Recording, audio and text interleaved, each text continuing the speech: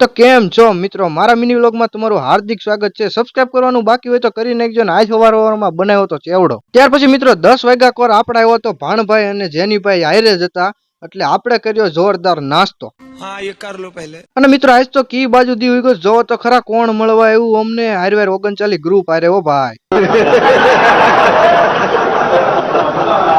ત્યાર પછી મિત્રો પિલ્લો એકલો સોડા પીતો તો 20 रुपया चा पानी का तो देते। અને આપણા કુપાલજી જાડેજા માથામાં ખંજોળતા હતા, જોવો તમે।